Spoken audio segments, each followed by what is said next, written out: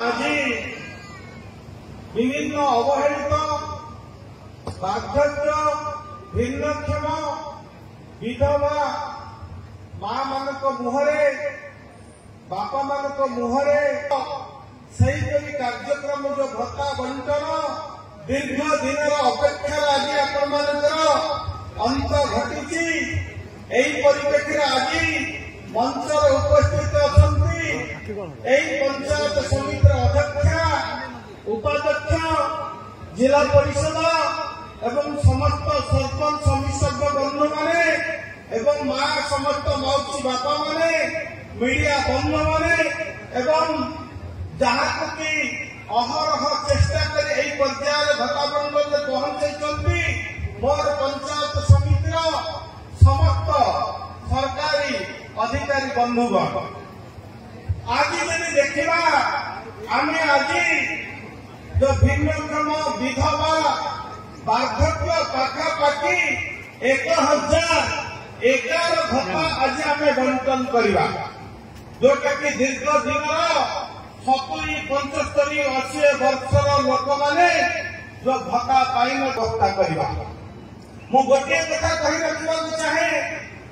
आम भितर दल अलग अच्छी मत अलग अच्छी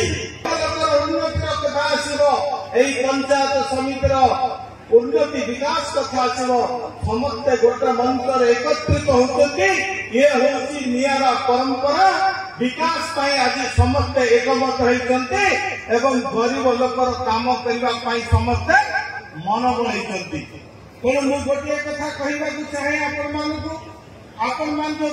आशीर्वाद लोकों सरकार गठन कर मात्र 2 दिन पर 1 वर्ष हम 2024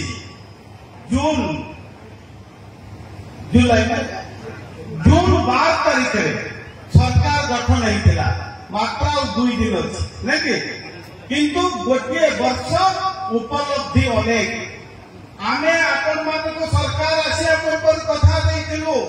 एई निर्वाचन मंडली कौन सी लोक रहिब नहीं घर न पाई समस्त गरीब योग्य हिताधिकारी घर पाइबे आमे पाखापाखि 400 लोक को घर दे सारू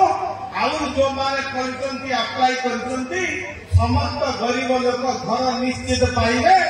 एवं आपण माने निर्बंधर रुहंतु प्रतिद्वंदिता करंतुनी आगु जो हाथ गुंजा लौथिले आ जे हाथ गुंजार व्यवस्था नहीं बिना पैसा रे घर आपण माने पाइबे एई प्रतिश्रुति मु आपण मान को दूं।